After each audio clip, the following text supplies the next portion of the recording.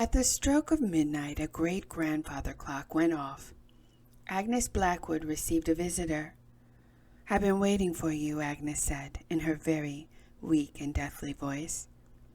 "Do you think I would let you leave without saying goodbye?" someone said, not too far from her bedside, with an evident male tone.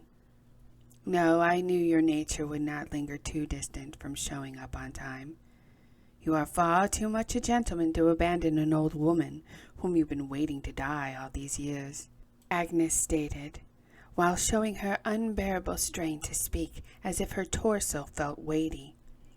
Even Agnes' eyes had a hard time keeping direct focal contact with the visitor. Agnes moved her wrinkle-aged hand upwards underneath the floral purple comforter and settled it carefully down on her raspy, breathing chest. Her lower lip trembled the second the room became chillier. It did not affect the cold hand, as she was already feeling the temperature of death. Agnes's palm felt the respiratory complications flaming up spontaneously as that hand put too much compression, and this hand compression made her susceptible to gasping in air, which caused her facial expression to alternate between fearing death coming too soon or prolonging. Somehow she knew the male visitor enjoyed watching the spectacles of her suffering. In the choking aftermath, her watery eyes stare hard at the visitor who looks closer.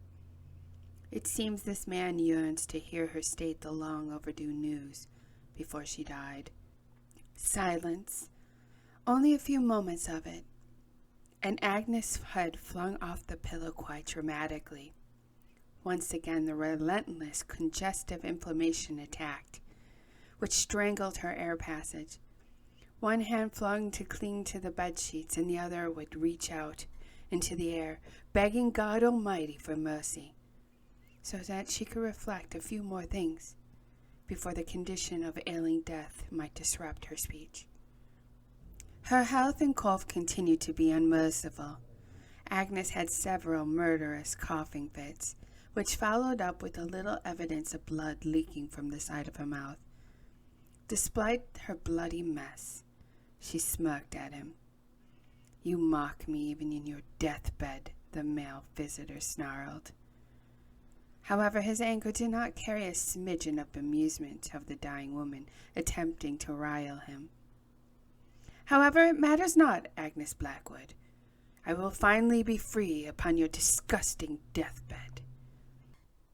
Not too long after his spoken sentiments, he peered down at Agnes. With his arrival, a cold chill made that heavy comforter on her body seem pointless in shielding her. Gradually, she lowers the back of her head on the soft pillow. Agnes' watering eyes uplifted to inspect the figure looming there. She saw his anxious, excitable, yearning facial expression while he observed the chest pneumonia attempting to drown her periodically.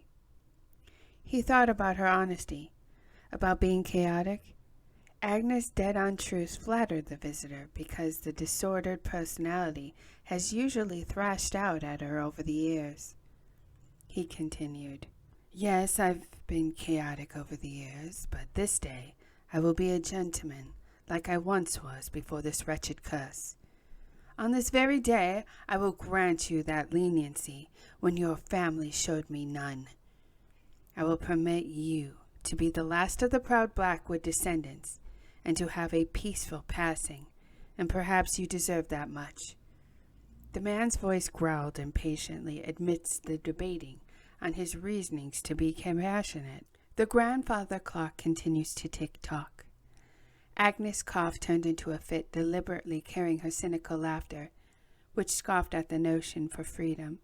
Given the circumstance, he would never be free from the Blackwood family, who cursed him. "You know nothing, and will never be free, sir. It is not about you either, because together our family line is cursed to be each other's burden for all eternity. Thankfully, my death is the last freedom, while here you must stay in limbo. Forever our historical lands will show evidence of that haunting memory. Does it not, sir?" Agnes laughed with sincere hatred for the man's bloodline. She dare not speak his surname as it offended her.